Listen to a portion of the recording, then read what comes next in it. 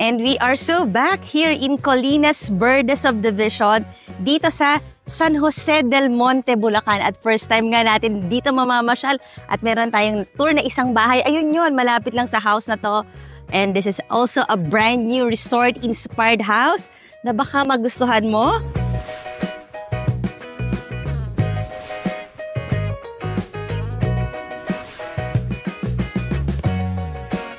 Meron tong lot area na 300 square meters at ang floor area 400 square meters at facing southwest yung orientation ng ating modern house. Check nyo na lang yung difference. Same developer siya nung una natin na house tour dito sa street na to. Papasok tayo sa ating pedestrian gate na medyo mataas-taas. Ito siya, yung fence mataas, even the gate. Papasok na tayo. Ayan, meron kang garden, front yard. Mataas yung fence mo. At ito nga ang iyong 3-car carport. Yung isa kasi 4 eh. So ito naman mas maliit ng mas 3 lang siya. Pero mas affordable ang price itong modern house na to. At ang maganda, meron siyang maid's room. Meron siyang driver's room. Dito siya. Ito yun. Lock. Ito yung kanilang bathroom.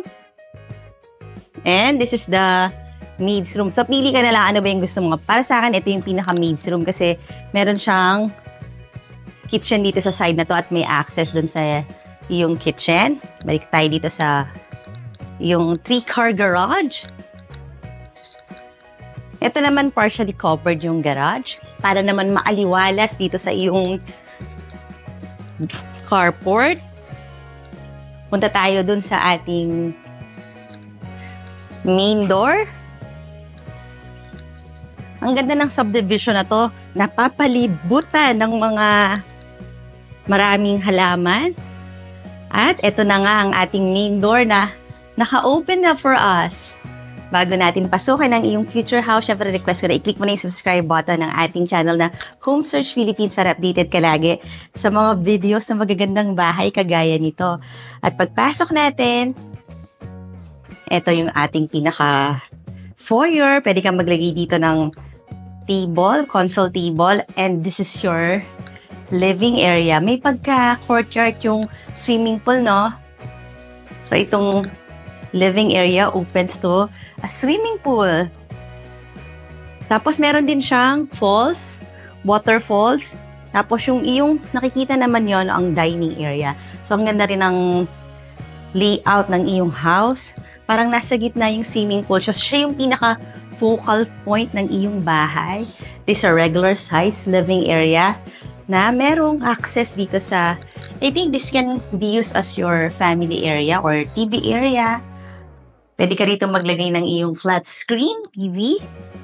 Tapos ito, almost floor to ceiling ang iyong window. Meron na siyang screen. Meron din siyang own bathroom. May double shower. So, pwede rin siyang guest room. Ang galing, no? Yung kanyang door. And there's a powder room. Ito naman, yun. Under the stairs, yung powder room natin.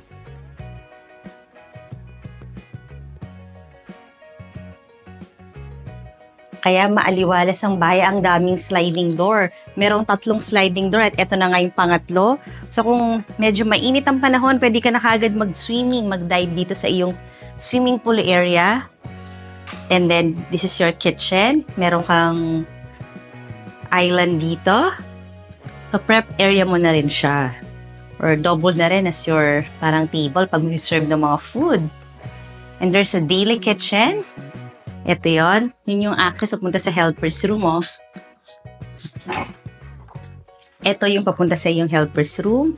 And then, this is your utility area na rin or kitchen. At naka-include ang dining area. Meron kang, ayan, may lizard lang. And this is your fully enclosed dining area na kasya kahit mga 10 to 12 seater na dining set at talagang maaliwala sa presko pag binuksan natin yung mga sliding doors. Ayan, maganda rin yung ventilation nitong room na to, ng dining room na to. And this is again your swimming pool. What can you say sa ganitong klase ng layout? Talagang nakikita mo yung mga spaces, meron lang division. At ito nga yung nagdi-divide ng space yung ating swimming pool. Kaya parang resort-inspired house, no? Check natin yung second floor, pero bago ko naman ipakita yung second floor, syempre request ko rin na i-like mo na yung Facebook page ng ating channel na Home Search PH para naman makita mo yung mga pictures nito at marami ka pang makitang mga nice houses. Ito, akit na tayo. Medyo iba ng konti yung style naman ng house na to. Yung price and details nasa description box below the video. Ito yung pinaka-family area na maliwanag pa rin kasi meron ka ditong balcony. Ang ganda ng view mo, maraming puno. Tapos nakikita pa rin natin dito yung swimming pool. So kung may mga kids ka at gusto mo ma-check kung anong ginagawa nila, baka nasa swimming pool sila dito, kitang-kita sa ating balcony. Meron ding 3 rooms dito sa iyong second floor. Ito naman, mga storage room lang, which is very crucial for a house na marami at malaki ang mga storage area. So, ito yung storage 1 dito sa second floor. And there's another storage room. Ito naman yun. Ito smaller na lang siya. O, diba? Marami ka pa rin paglalagyan ng mga pwedeng linen cabinet na lang din siya. And this is the first bedroom here on the second floor. Ayan. Meron ka ritong closet.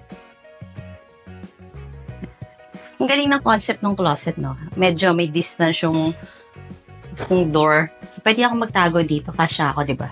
Kasi usually, yung iba, nakadikit na rito yung door ng closet. So, siya may space pa. Galing. And dito ka maglalagay ng TV just in case gusto mo magkaroon ng TV sa iyong room. May AC na rito. Dito ka naman maglalagay ng bed. And there's a bathroom. Ito siya. And there's a balcony. Juliet balcony lang. Cute size. Kita rin natin dito yung swimming pool.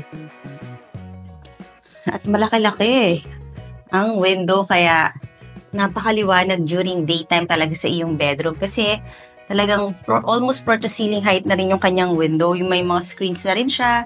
Tapos magandang view. Mga greens. Parang field. Tapos may AC. Tingnan natin yung isa pang room. Ito yun. Let's go. Pareho sila ng concept ng kanilang cabinet. Talagang may space. So, pwedeng magtago, no? May AC na ang iyong bedroom. So, fully air-conditioned house.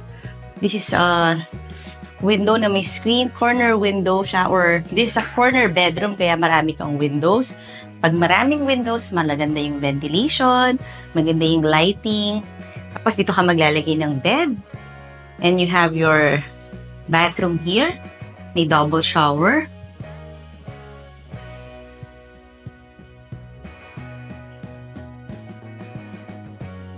At syempre pupuntahan na natin ang master bedroom. Malaki tong space na to, no? Itong pinaka-family area. Tapos itong namang door na to leads to your master bedroom. If you notice, may mga nakalabang cable kasi provision yan for CCTV. And this is a huge space or sizable master bedroom na may L-shape na balcony. Merong view ng swimming pool and na magandang community ng iyong subdivision. So, dyan yung iyong pwedeng king size bed kasi malaki siya. May AC na to So, lahat ng rooms talaga dito kompleto na. Fully air-conditioned na siya. Tapos, ayan, ang outlet for TV. So, this can be a media wall.